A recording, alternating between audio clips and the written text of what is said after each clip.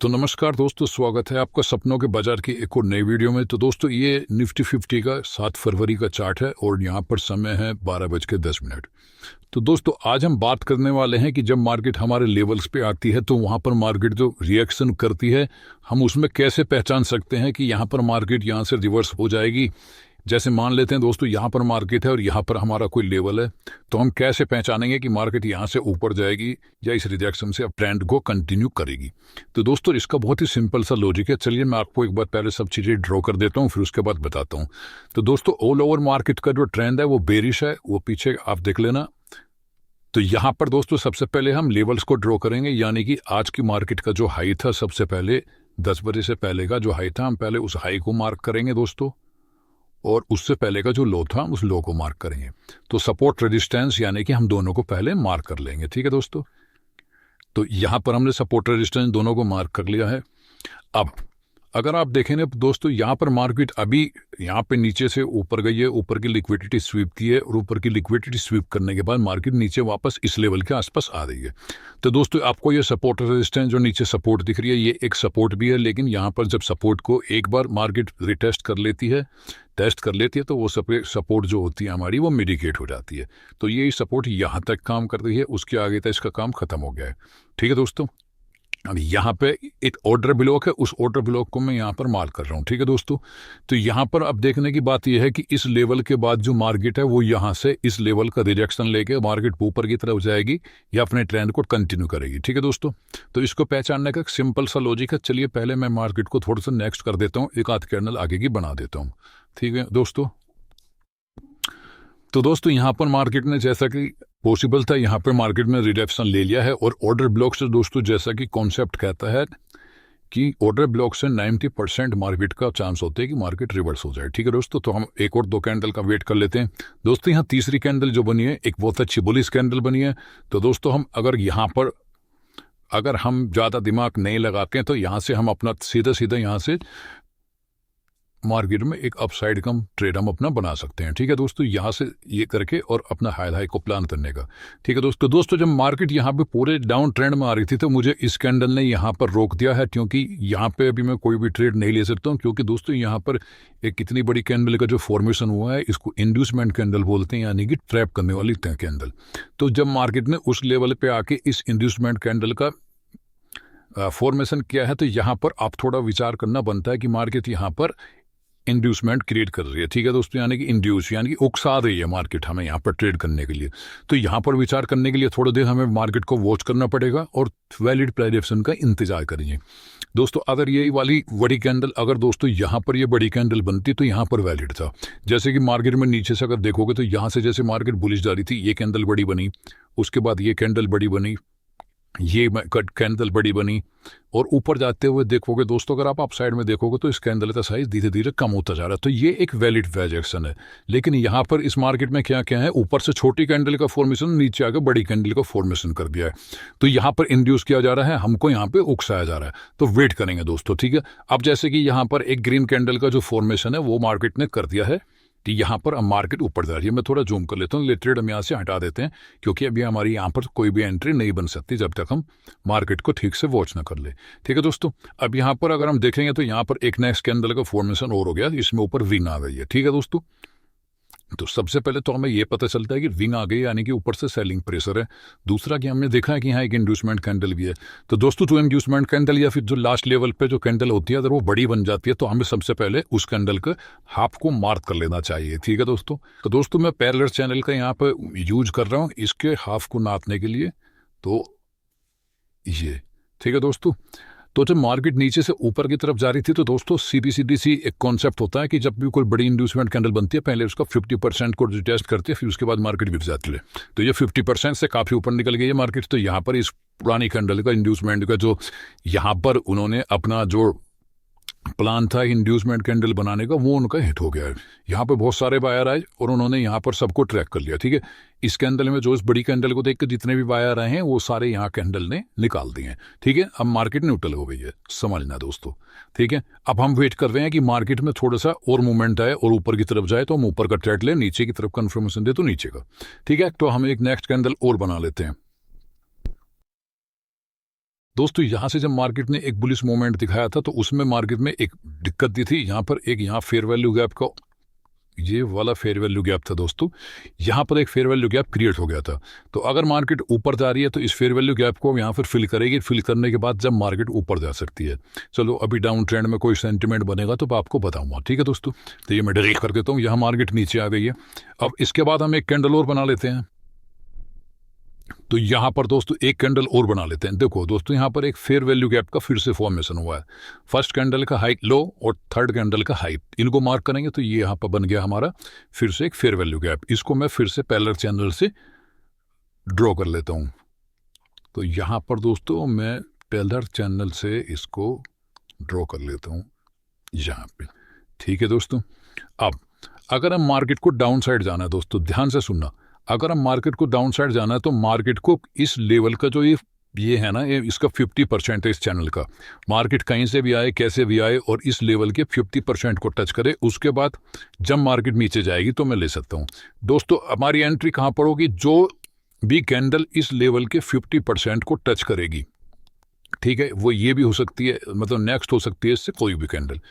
उसी कैंडल के लो के बाद जब मार्केट नीचे निकलना शुरू करेगी तो हम यहाँ पर अपना ट्रेड बनाएंगे, ठीक है दोस्तों, समझ में आया?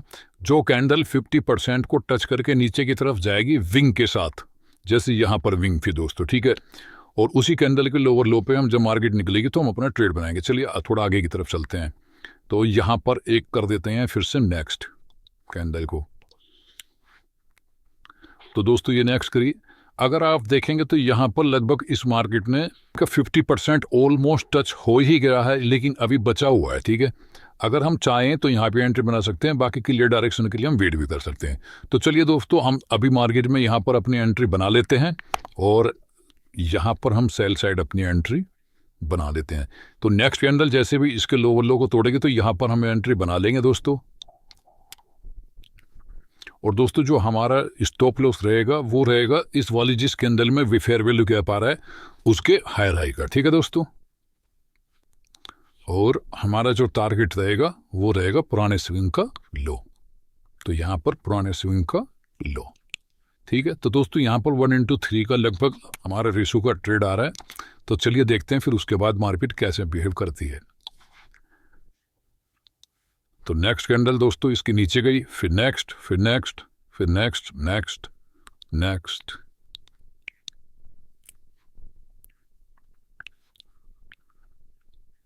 तो दोस्तों अगर आप देखेंगे जो यहाँ पर इस वाली कैंडल का पैरेलल चैनल का जो 50% था वो इस वाली कैंडल ने बहुत अच्छे से फिल कर दिया है।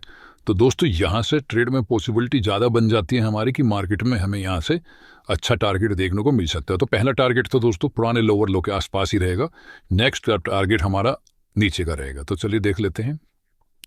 तो दोस्तों यहाँ पर मार्केट ने फेयर वैल्यू गैप को जैसे ही मार्केट ने अच्छे से 50% को क्रॉस करके नीचे की तरफ मूव लिया तो 3 कैंडल में मार्केट हमारे टारगेट पर पहुंच ली। इसके बाद भी दोस्तों आप मार्केट में थोड़ा सा नीचे का वेट कर सकते हैं, लेकिन यहाँ 1:3 का आपको ट्रेड मिल रहा है, इससे बेस्ट ट्रेड नहीं हो सकता। तो दोस्तों अब सवाल उठता है कि क्या हम इससे आगे का टारगेट भी ले सकते हैं, या उसको टारगेट को लेने के लिए हमें उसके लिए कैसे देखना पड़ेगा प्राइस एक्शन। जैसा कि दोस्तों मैंने आपको बताया कि जब यहाँ पे इंड्यूसमेंट कैंडल बन जाती है तो ये मैं थोड़ी देर के लिए हटा दे रहा हूँ दोस्तों। तो दोस्तों जैसा कि मैंने आपको बताया जब एक इंड्यूसमेंट कैंडल बन जाती है तो हमें उसके 50% रिटेस्टमेंट का वेट करना चाहिए। अगर हमने यहाँ पूरा अपना प्रॉफिट बुक कर लिया तो हम यहाँ पर वेट कर सकते हैं इसके 50% का। तो कैंडल की बॉडी को हम कंसिडर करते हैं दोस्तों। तो यहाँ पे हम दोस्तों वेट करेंगे कि अगर मार्केट इस लेवल से नीचे फिर घूमती है तो हमें फिर एक और नीचे हम अपना टारगेट को एक्सटेंड कर सकते हैं, वरना हम यहाँ पे अपना स्टॉप लॉस रखेंगे, ठीक है दोस्तों। जो हमने यहाँ पे ट्रेड बनाया हुआ था, तो दोस्तों जो हमने यहाँ पर अपना ट्रेड बनाया हुआ था उसका जो हम स्टॉप लॉस यहाँ रखे हुए थे, ये वाला स्टॉप हम यहाँ रखे हुए थे स्टॉप लॉस, तो इस स्टॉप लॉस को उठा के ट्रेल करके हम यहाँ पे ले आएंगे थोड़ा सा इसके ऊपर, ठीक है दोस्तों। और हम वेट कर सकते हैं फिर एक बड़े टारगेट का। तो ठीक है दोस्तों, फिर देखते हैं कि मार्केट में आगे क्या मोमेंटम आया है। दोस्तों यहाँ पे 50% पे इसको रिजेक्शन मिला है। 50% के रिजेक्शन के बाद अगर ऊपर हमारा टॉप लॉस को हिट करके तो हम ट्रेड से एग्जिट हो जाएंगे, या फिर हम अपने बड़े टारगेट का वेट करेंगे। तो यहाँ पर दोस्तों टारगेट हमारा और भी बड़ा हो गया है दोस्तों क्या अब मार्केट यहाँ से रिवर्स कर सकती है या नहीं, तो चलिए इसको जानने के लिए फिर प्राइस एक्शन की मदद से समझेंगे कि यहाँ पर वैलिड प्राइस एक्शन अगर बनता है ऊपर की तरफ तो यहाँ से हम, ये तो ट्रेड हमारा कंप्लीट हो गया, ये हटा देता हूँ और ये अभी के लिए ये भी हटा देता हूँ दोस्तों। तो दोस्तों अब यहाँ से रिवर्स होगी या फिर मार्केट यहाँ से अपसाइड जाएगी तो हम कैसे पहचान सकते हैं, ठीक है दोस्तों। तो सबसे पहले हम देखते हैं जब यहाँ से कोई भी, जैसे मैंने इस यहाँ पे बताया था आपको, जब मार्केट ऊपर की तरफ चलती है तो हमें देखना ये होता है कि मार्केट एक वैलिड डायरेक्शन के साथ ऊपर जा रही है क्या नहीं। तो दोस्तों चलिए देख लेते हैं एक बार मार्केट में एक नेक्स्ट कैंडल बनाकर। तो दोस्तों अगर आप यहाँ मैं जूम करके आपको दिखाऊं, दोस्तों अगर हम जूम करके देखेंगे तो यहाँ पर कोई भी फेयर वैल्यू गैप यहाँ पर क्रिएट नहीं हुआ है। तो अभी तक का लिए ये एक वैलिड प्राइस एक्शन है, तो हम इसको थोड़ा सा और आगे चलने देते हैं। अभी भी कोई फेयर वैल्यू गैप क्रिएट नहीं हुआ है, अभी भी हम मार्केट में वेट कर रहे हैं। दोस्तों अगर हम ऊपर की तरफ मार्केट जा रही है और हम अपना ट्रेड बनाना चाहते हैं तो ऊपर की तरफ ट्रेड बनाने के लिए हमें चाहिए एक प्राइस एक्शन जो इस तरीके से जाएगा। लेकिन इस वाले पुल बैक के अंदर जो यहाँ पहला पुल बैक आएगा, इस वाले पुल बैक के अंदर कोई भी फेयर वैल्यू गैप नहीं होना चाहिए, तब हम वैलिड मानेंगे रिवर्सल को किसी भी एक लेवल से। ठीक है दोस्तों, तो ये मैं डिलीट कर देता हूँ और मार्केट को थोड़ा और नेक्स्ट कर लेते हैं। तो यहाँ पर दोस्तों ये कैंडल बहुत बड़ी बन गई है। अगर इस कैंडल के ऊपर यहाँ पर कोई नई कैंडल बनती है इस तरीके से तो ये इनवैलिड हो जाएगा दोस्तों, क्योंकि यहाँ पर फेयर वैल्यू गैप का फॉर्मेशन हो गया है। तो दोस्तों वेट कर लेते हैं कि अगर ये बड़ी कैंडल के बाद यहाँ पर ये फेयर वैल्यू गैप कंप्लीट हो जाता है और मार्केट फिर उसके बाद देखते हैं क्या बनता है। तो दोस्तों जैसा कि मैं कह रहा था कि यहाँ पर फेयर वैल्यू गैप हमारा हो गया था, तो उस फेयर वैल्यू गैप को अब कॉन्सेप्ट खत्म हो गया है, यानी कि यहाँ पर मार्केट को अभी फेयर वैल्यू गैप नहीं है। इसके बाद दोस्तों जैसा कि मैंने आपको बताया था ये वाली कैंडल है जिसने फेयर वैल्यू गैप को खत्म किया है। ये वाली कैंडल है जिसने फेयर वैल्यू गैप को खत्म किया है। इस वाले में फेयर वैल्यू गैप जनरेट हुआ था। कैंडल का हाई जब भी मार्केट में मैंने बताया था, अगर ये नीचे की तरफ फेयर वैल्यू गैप को खत्म करती है, ये बेरिश फेयर वैल्यू गैप को अगर खत्म करती ये वाली कैंडल, तो हम इसके नीचे का लो टूटने पर ट्रेड बनाते।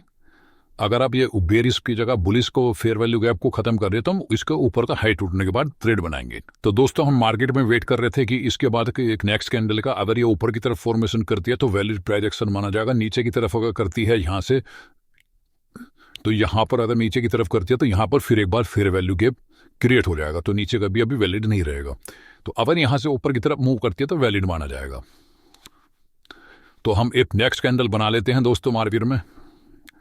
तो दोस्तों ये नेक्स्ट कैंडल बन गई है और ये लगभग इसके 50% तक आ गई है। तो अभी यहाँ नीचे की तरफ भी कोई फेयर वैल्यू गैप इसने क्रिएट नहीं किया है।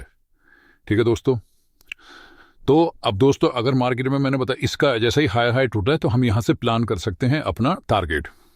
ठीक है, यहाँ पर हम ट्रेड ले सकते हैं और जो फेयर वैल्यू गैप वाली कैंडल है उसके लोअर लो को हम डाल लेंगे, कोई स्टॉप लॉस डाल लेंगे। तो यहाँ पर हम बना देते हैं अब एक बुलिश ट्रेड। तो दोस्तों जो हमारा पहला स्विंग है, पहले स्विंग तो जैसे मैंने बताया लास्ट स्विंग का जो हाई होता है उसके आसपास का हम अपना ट्रेड रखेंगे और इसका स्टॉप लॉस दोस्तों या तो यहाँ पर रख सकते हो आप या फिर इसके नीचे भी रख सकते हो। ठीक है दोस्तों, ये वाले स्टॉप लॉस भी पॉसिबल नहीं है मार्केट में, इसके भी चांसेस कम होते हैं कि ये वाले स्टॉप लॉस भी हिट होए। ठीक है दोस्तों, चलिए मार्केट को प्ले कर देते हैं। लगभग हमारा टारगेट हिट हो गया। तो दोस्तों आई होप कि आप समझे होंगे कि मार्केट में जब किसी भी लेवल पे मार्केट रिएक्शन करती है तो हम उसको कैसे पहचान सकते हैं, वैलिड प्राइस एक्शन के साथ ऊपर जा रही है या इनवैलिड। ठीक है दोस्तों, अगर आप चाहते हैं दोस्तों मैं इस वाले फेयर वैल्यू गैप के चैप्टर के ऊपर एक अच्छी सी वीडियो, डेडिकेटेड वीडियो आपके लिए बनाऊं तो दोस्तों मुझे कमेंट करना और उसको सब्सक्राइब कर लेना, वीडियो को लाइक कर देना।